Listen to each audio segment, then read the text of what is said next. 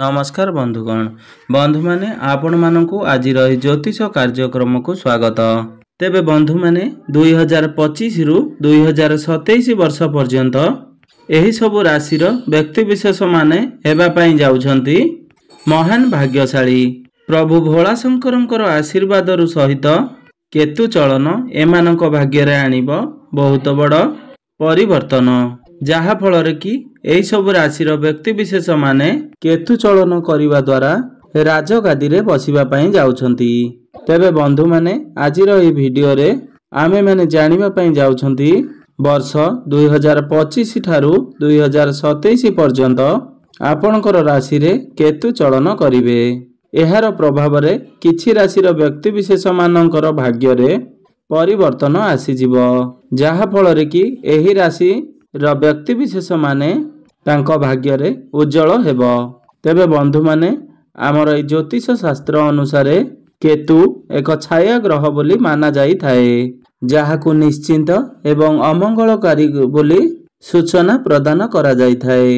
केतु सर्वदा विपरीत दिगकु गति करिथांती, काहेकि ना एहा सर्वदा प्रत्यावर्तन अवस्था रे रहिथांती।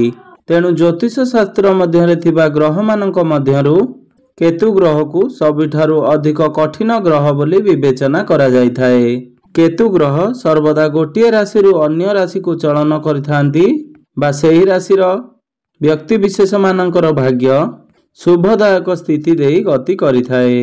तो केतु ग्रह दृष्टि सेही राशि व्यक्ति विशेष मानकर भाग्य रे बहुत बड़ परिवर्तन आसी थाए, जहा फल रे कि सेही राशिधारी व्यक्ति विशेष मानकर आर्थिक स्थिति मजबूत होई थाए एवं गृह परिवार रे हस खुशीर माहौल देखिबा पई मिली थाए। एहा सहित तांको जीवन रे अनेक गुड़िए उन्नति होई थाए।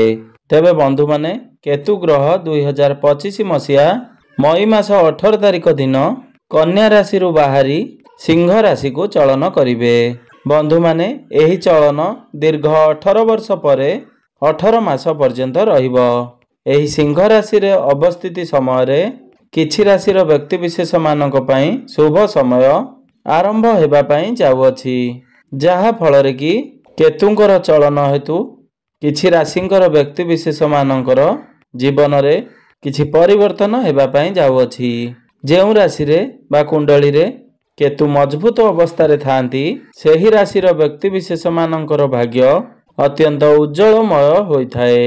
तेबे बंधु माने 2025 मसिया रु 2027 मसिया पर्यंत केतुंकर एही चलन केउ राशि व्यक्ति विशेष मानक उपरे शुभ प्रभाव पकेयाकु जाउछि एवं केउ राशि व्यक्ति विशेष मानक उपरे अत्यंत भाग्यशाली हेबे आजिर ए वीडियो रे आमे माने विस्तार भाव रे आलोचना करिबा। सेथि पई आपण वीडियोटी को स्किप न करी थरे मात्र शेष पर्यंत निश्चिंत देखंतु एवं आपण देखिबा द्वारा आपण जानि परिबे एही भाग्यशाली राशि मानक मध्यरे आपणकर राशि अछि किंबा नाही, आपण से विषय रे संपूर्ण तथ्य पाई परिबे। आपण माने जदि ईश्वर को सच्चा हृदय रे भक्ति करुथांती विश्वास करुथांती तेबे भक्ति एवं श्रद्धार सहित कमेंट बॉक्स रे जय मां लक्ष्मी जय श्री जगन्नाथ अवश्य लिखि दियंतु। तेबे बंधु माने आसंतु आरंभ करिबा आजिर ही कार्यक्रम। तेबे प्रथम भाग्यशाली राशि हेउचंती मेष राशि। मेष राशि व्यक्ति विशेष मानक पई एही 2025 मसिया केतु चलन अत्यंत लाभदायक रहिबो। तो एही समय रे मेष राशि व्यक्ति विशेष मानकर आर्थिक स्थिति अत्यंत मजबूत रहिबो। आपण कठिन परिश्रम रु उचित फल प्राप्त करिवे। शुभ समय थिबा कारणरू आपणकर वरिष्ठ अधिकारी मानक ठारू प्रिय पात्र हेबे। आपण आपणकर कर्म कार्य क्षेत्र रे सफलता हासिल करिबा सहित आपण आपणकर कार्य रे प्रशंसित हेबे। राजनीतिक क्षेत्र रो देखिबाकू गले मेष राशि व्यक्ति विशेष मानक पई देखिबा पई जिबा एहा अत्यंत शुभदायक बा शुभ समय रहिबो। आपण पॉलिटिकल क्षेत्र रे सफलता पाइबा सहित आपणकर दल प्रति कोनोसी प्रकार नेतृत्व बा दायित्व आपनको प्राप्ति हेबो। ए मेष राशि व्यक्ति विशेष माने जेउ माने व्यवसाय सहित जड़ित रहिसंती आपण मानक पई एही समय अत्यंत शुभदायक रहिबो। ବ୍ୟବସାୟରେ ଆପଣ ବହୁତ ଅଧିକ ଉନ୍ନତି କରିବା ସହିତ ପ୍ରଚୁର ଅର୍ଥ ଲାଭ ହେବ ଏବଂ ଏହି ସମୟର ଅବଧି ମଧ୍ୟରେ ଆପଣଙ୍କୁ ନୂତନ ବ୍ୟବସାୟ ଆରମ୍ଭ କରିବାର ଯୋଗ ବନୁଅଛି। ସେହିଭଳି ବିଦ୍ୟାର୍ଥୀମାନଙ୍କ ପାଇଁ ଏହି 2025 ବର୍ଷ ଅତ୍ୟନ୍ତ ଶୁଭ ସମୟ ଆରମ୍ଭ ହୋଇଛି। ପାଠପଢ଼ାରେ ଆପଣଙ୍କର ମନ ଲାଗିବା ସହିତ ପ୍ରତ୍ୟେକଟି କମ୍ପିଟେଟିଭ୍ ଏକ୍ଜାମରେ ନିଶ୍ଚୟ କୃତକାର୍ଯ୍ୟ ହେବେ ଏବଂ ସଫଳତା ଲାଭ କରିବେ। ତେବେ ବନ୍ଧୁମାନେ, ଆପଣମାନଙ୍କର ଯଦି ମେଷ ରାଶି ହୋଇଥାଏ ତେବେ ଭିଡ଼ିଓଟିକୁ ଗୋଟେ ଲାଇକ୍ କରି କମେଣ୍ଟ ବକ୍ସରେ ଜୟ ମା ଲକ୍ଷ୍ମୀ ଅବଶ୍ୟ ଲେଖିଦିଅନ୍ତୁ। ତେବେ ବନ୍ଧୁମାନେ, ଦ୍ୱିତୀୟ ଭାଗ୍ୟଶାଳୀ ରାଶି ହେଉଛି ବୃଷ ରାଶି। ଏହି ବୃଷ ରାଶିର ବ୍ୟକ୍ତିବିଶେଷମାନଙ୍କ ପାଇଁ ଏହି କେତୁ ଚଳନ ଅତ୍ୟନ୍ତ ଶୁଭଦାୟକ ପ୍ରମାଣିତ ହେବ, ଯାହାଦ୍ୱାରା କି ଏହି ରାଶିର ବ୍ୟକ୍ତିବିଶେଷମାନଙ୍କୁ ଅଧିକ ଲାଭଦାୟକ ହେବ। ଆପଣଙ୍କର ଆର୍ଥିକ ସ୍ଥିତି ଅତ୍ୟନ୍ତ ମଜବୁତ ହେବ। କାର୍ଯ୍ୟକ୍ଷେତ୍ର ଦୃଷ୍ଟିରୁ ଦେଖିବାକୁ ଗଲେ ଆପଣମାନଙ୍କ ପାଇଁ ଏହା ଅତ୍ୟନ୍ତ ଶୁଭଦାୟକ ପ୍ରମାଣିତ ହେବ, ଯାହାଦ୍ୱାରା କି ଆପଣଙ୍କୁ ପ୍ରତ୍ୟେକଟି କ୍ଷେତ୍ରରେ ସଫଳତା ହାସଲ କରିପାରିବେ। ବ୍ୟବସାୟ କରୁଥିବା ବ୍ୟକ୍ତିବିଶେଷମାନଙ୍କ ପାଇଁ ଅତ୍ୟନ୍ତ ଶୁଭ ସମୟ ରହିଅଛି। ଆପଣ ବ୍ୟବସାୟରେ ପ୍ରଚୁର ଲାଭ କରିବା ସହିତ ଆପଣଙ୍କର ବ୍ୟବସାୟରେ ବହୁତ ଅଧିକ ଉନ୍ନତି କରିବା ସହିତ ଯଶ ଖ୍ୟାତି ଅର୍ଜନ କରିବେ। ଯଦି ଆପଣ ଚାକିରି ଉଦ୍ଦେଶ୍ୟରେ ଅଛନ୍ତି ତେବେ ଆପଣଙ୍କ ପାଇଁ ଏହି 2025 ବର୍ଷଟି ବହୁତ ହିଁ ଶୁଭଦାୟକ ପ୍ରମାଣିତ ହେବ, ଯାହାଦ୍ୱାରା କି ଆପଣଙ୍କୁ ଚାକିରି ପ୍ରାପ୍ତ ହେବାର ସମ୍ଭାବନା ନଜରକୁ ଆସୁଅଛି। ସେହିପରି ଏହି ସମୟର ଅବଧି ମଧ୍ୟରେ ଆପଣଙ୍କର ଇନକମ୍ ମଧ୍ୟ ବହୁତ ବଢ଼ିବ। ପରିବାରରେ ଆପଣଙ୍କର ହସ ଖୁସିର ମାହୋଲ ଦେଖିବା ପାଇଁ ମିଳିବ। ଆପଣଙ୍କର ଶରୀର ସୁସ୍ଥ ରହିବା ସହିତ ଆପଣଙ୍କର ମନ ପ୍ରଫୁଲ୍ଲିତ ରହିବ। 2025 ବର୍ଷରେ ଆପଣଙ୍କର ଶୁଭ ସମୟ ଆରମ୍ଭ ହୋଇଥିବା କାରଣରୁ ଆପଣଙ୍କର ନୂତନ ଯାନବାହନ କ୍ରୟ କରିବା ସହିତ ଆପଣ କୌଣସି ନୂତନ ସମ୍ପତ୍ତି ମଧ୍ୟ କିଣିପାରନ୍ତି। ସେହିପରି ଚାକିରି କରୁଥିବା ବ୍ୟକ୍ତିବିଶେଷମାନଙ୍କ ପାଇଁ ସମୟ ଅତ୍ୟନ୍ତ ଶୁଭଦାୟକ ସାବ୍ୟସ୍ତ ହେବ। ଆପଣଙ୍କର ଚାକିରିରେ ପ୍ରମୋସନ ହେବାର ଯୋଗ ବନୁଅଛି। ଏହା ସହିତ ଆପଣଙ୍କର ସାଲାରୀରେ ବୃଦ୍ଧି ପାଇବ।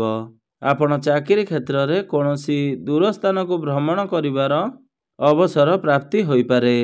ଏହି ବୃଷ ରାଶିର ବ୍ୟକ୍ତିବିଶେଷମାନେ ବିଦେଶରେ କୌଣସି ବ୍ୟାପାର ବାଣିଜ୍ୟ ଆରମ୍ଭ କରିବା ପାଇଁ ଚାହୁଁଛନ୍ତି ତେବେ ଆପଣଙ୍କ ପାଇଁ ଅଧିକ ଶୁଭ ସମୟ ଆରମ୍ଭ ହେବାକୁ ଯାଉଅଛି, ଯାହାଦ୍ୱାରା କି ଆପଣ ବିଦେଶରେ ବ୍ୟାପାର ବାଣିଜ୍ୟ କରିବାର ଯୋଗ ବନୁଅଛି। ତେବେ ବନ୍ଧୁମାନେ, ଆପଣମାନଙ୍କର ଯଦି ବୃଷ ରାଶି ହୋଇଥାଏ ତେବେ ଭିଡ଼ିଓକୁ ଗୋଟେ ଲାଇକ୍ କରି କମେଣ୍ଟ ବକ୍ସରେ ଜୟ ମା ଲକ୍ଷ୍ମୀ ଅବଶ୍ୟ ଲେଖିଦିଅନ୍ତୁ। ଏବେ ଆସନ୍ତୁ ଜାଣିନେବା ତୃତୀୟ ଭାଗ୍ୟଶାଳୀ ରାଶି ବିଷୟରେ। ତେବେ ବନ୍ଧୁମାନେ, ତୃତୀୟ ଭାଗ୍ୟଶାଳୀ ରାଶି ହେଉଛି ମିଥୁନ ରାଶି।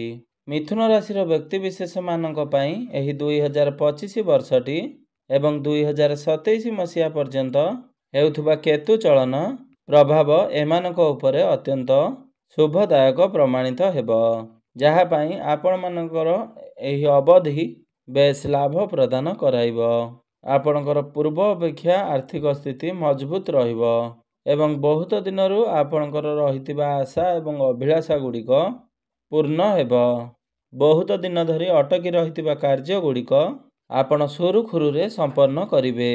ଯେହେତୁ ଆପଣମାନଙ୍କ ପାଇଁ ଏହାର ଅବଧି ଶୁଭ ପ୍ରମାଣିତ ହେଉଛି, ତେଣୁ ଏହି ସମୟରେ ଆପଣ ଆପଣଙ୍କର କ୍ୟାରିୟର କ୍ଷେତ୍ରରେ ବହୁତ ଅଧିକ ଉନ୍ନତି କରିବାକୁ ଯାଉଛନ୍ତି ଏବଂ ଆପଣ ଆପଣଙ୍କର କ୍ୟାରିୟରରେ ଅନେକ ପ୍ରକାର ସଫଳତା ପ୍ରାପ୍ତି କରିବା ପାଇଁ ଯାଉଛନ୍ତି। ଯେଉଁ ବ୍ୟକ୍ତିବିଶେଷମାନେ ଦୀର୍ଘ ଦିନ ଧରି ତାଙ୍କ ପାଇଁ ଚାକିରି ଖୋଜି ଆସୁଛନ୍ତି ସେମାନଙ୍କ ପାଇଁ ଏହି 2025ରୁ 2027 ବର୍ଷ ପାଇଁ ସମୟ ବହୁତ ଭଲ ରହିବ। ଆପଣମାନଙ୍କ ପାଇଁ ଗୋଟେ ବହୁତ ବଡ଼ ଚାକିରି କରିବାର ସମ୍ଭାବନା ବନୁଅଛି। ସେହିପରି ବ୍ୟାପାର ବାଣିଜ୍ୟ କରୁଥିବା ବ୍ୟକ୍ତିବିଶେଷମାନଙ୍କ ପାଇଁ ସମୟ ଅତ୍ୟନ୍ତ ଅନୁକୂଳ ହେବା ପାଇଁ ଯାଉଅଛି। ବ୍ୟବସାୟରେ ଆପଣଙ୍କର ବହୁତ ବଡ଼ ଡିଲ୍ ହେବା ସହିତ ଆପଣଙ୍କର ବ୍ୟବସାୟରେ ଉନ୍ନତି ହେବ ଏବଂ ଆପଣଙ୍କୁ ଆପଣଙ୍କର ବ୍ୟବସାୟରେ ବହୁତ ଭଲ ଅର୍ଥ ଲାଭ ମଧ୍ୟ ପ୍ରାପ୍ତି ହେବ। ଏହି ସମୟର ଅବଧି ମଧ୍ୟରେ ଆପଣଙ୍କର ପରିବାରରେ ହସ ଖୁସିର ବାତାବରଣ ଲାଗି ରହିବ। 2025 ମସିହାରୁ 2027 ମସିହା ପର୍ଯ୍ୟନ୍ତ ଆପଣଙ୍କର ପରିବାରରେ ଅନେକ ପ୍ରକାରର ଶୁଭ ମାଙ୍ଗଳିକ କାର୍ଯ୍ୟ ମଧ୍ୟ ଆୟୋଜନ ହୋଇପାରେ। ତେବେ ବନ୍ଧୁମାନେ, ଆପଣମାନଙ୍କର ଯଦି ମିଥୁନ ରାଶି ହୋଇଥାଏ ତେବେ ଭିଡ଼ିଓଟିକୁ ଗୋଟେ ଲାଇକ୍ କରି ଚ୍ୟାନେଲଟିକୁ ସବସ୍କ୍ରାଇବ୍ କରିଦିଅନ୍ତୁ ଏବଂ ଭକ୍ତି ଏବଂ ଶ୍ରଦ୍ଧାର ସହିତ କମେଣ୍ଟ ବକ୍ସରେ ଜୟ ମା ଲକ୍ଷ୍ମୀ ଜୟ ଶ୍ରୀ ଶନିଦେବ ଅବଶ୍ୟ ଲେଖିଦିଅନ୍ତୁ। ତେବେ ବନ୍ଧୁମାନେ ଚତୁର୍ଥ ଭାଗ୍ୟଶାଳୀ ରାଶିଟି ହେଉଛି କର୍କଟ ରାଶି। କର୍କଟ ରାଶିର ବ୍ୟକ୍ତିବିଶେଷମାନଙ୍କ ପାଇଁ ଏହି କେତୁ ଚଳନ ଅତ୍ୟନ୍ତ ଶୁଭଦାୟକ ହେବ, ଯାହାଫଳରେ କି କେତୁ ଚଳନ କାରଣରୁ ଆପଣଙ୍କ ଉପରେ ଅତ୍ୟନ୍ତ ଭାବରେ ଶୁଭ ଫଳ ପ୍ରଦାନ କରିବେ, ଯାହାଫଳରେ ଆପଣଙ୍କର ଦୀର୍ଘ ଦିନର ଆଶା ମଧ୍ୟ ପୂରଣ ହେବ। ସେହିଭଳି କେତୁ ଚଳନ କରିବା ମାତ୍ରେ ଆପଣ ଅନେକ ଗୁଡ଼ିଏ ନୂଆ ନୂଆ ଖୁସି ଖବର ଶୁଣିବା ପାଇଁ ମିଳିବ। ଏହି କର୍କଟ ରାଶିର ବ୍ୟକ୍ତିବିଶେଷମାନେ ବିଦେଶରେ ରହି ପାଠ ପଢ଼ିବା ବା ଚାକିରି କରିବା ପାଇଁ ସ୍ୱପ୍ନ ଦେଖୁଥିଲେ ତ ଆପଣମାନଙ୍କର ଏହି ସ୍ୱପ୍ନ ନିଶ୍ଚିନ୍ତ ଭାବରେ ପୂରଣ ହେବ। ରାଜନୈତିକ କ୍ଷେତ୍ରରୁ ଯଦି ଦେଖିବା ପାଇଁ ଆମେମାନେ ଯିବା, ସେଥିପାଇଁ ସମୟ ଆପଣଙ୍କ ପାଇଁ ବହୁତ ଶୁଭଦାୟକ ହେବ। ସେହିଭଳି ଆପଣଙ୍କର ଗୃହ ଏବଂ ପରିବାରରେ ସୁଖ ଶାନ୍ତିର ବାତାବରଣ ଦେଖିବା ପାଇଁ ମିଳିବ ଏବଂ ଆପଣ ଆପଣଙ୍କର କ୍ୟାରିୟରରେ ଅନେକ ପ୍ରକାର ସଫଳତା ଦେଖିବା ପାଇଁ ପାଇବେ। ଏହି ସମୟର ଅବଧି ମଧ୍ୟରେ ଆପଣଙ୍କର ଆର୍ଥିକ ସ୍ଥିତି ବହୁତ ମଜବୁତ ରହିବ। ଏହା ସହିତ ଆପଣ ନିଜର ପୈତୃକ ସମ୍ପତ୍ତିରୁ ବହୁତ ଅଧିକ ଲାଭବାନ ହୋଇପାରନ୍ତି।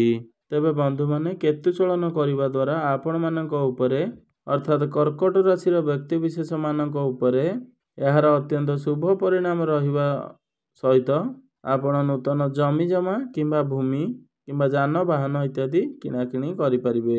ଏହା ସହିତ ଯଦି ଆପଣମାନେ ନୂତନ ଘର ନିର୍ମାଣ କରିଛନ୍ତି, ତାହେଲେ ସେହି ନୂତନ ଗୃହରେ ଆପଣ ଗୃହ ପ୍ରବେଶ କରିପାରନ୍ତି। ତ ବନ୍ଧୁମାନେ, ଯଦି ଆପଣଙ୍କର କର୍କଟ ରାଶି ହୋଇଥାଏ ତେବେ ଭିଡ଼ିଓଟିକୁ ଗୋଟେ ଲାଇକ୍ କରି କମେଣ୍ଟ ବକ୍ସରେ ଓଂ ମା ଲକ୍ଷ୍ମୀ ଓଂ ନମଃ ଶିବାୟ ଅବଶ୍ୟ ଲେଖିଦିଅନ୍ତୁ। ତେବେ ବନ୍ଧୁମାନେ, ଆଜିର ଏହି ଭିଡ଼ିଓଟି ଆପଣମାନଙ୍କୁ କିପରି ଲାଗିଲା କମେଣ୍ଟ ବକ୍ସରେ ନିଶ୍ଚିନ୍ତ ଜଣାନ୍ତୁ। ତେବେ ଭିଡ଼ିଓକୁ ଗୋଟେ ଲାଇକ୍ କରି ଚ୍ୟାନେଲଟିକୁ ସବସ୍କ୍ରାଇବ୍ କରିଦିଅନ୍ତୁ ଏବଂ କମେଣ୍ଟ ବକ୍ସରେ ଓଂ ନମଃ ଶିବାୟ ହର ହର ମହାଦେବ ଅବଶ୍ୟ ଲେଖିଦିଅନ୍ତୁ। ତେବେ ବନ୍ଧୁମାନେ, ଆପଣମାନଙ୍କର ଜୀବନ ମଙ୍ଗଳମୟ ହେଉ, ଏହା ହିଁ ଈଶ୍ୱରଙ୍କ ନିକଟରେ ମୋର ଏତିକି କାମନା।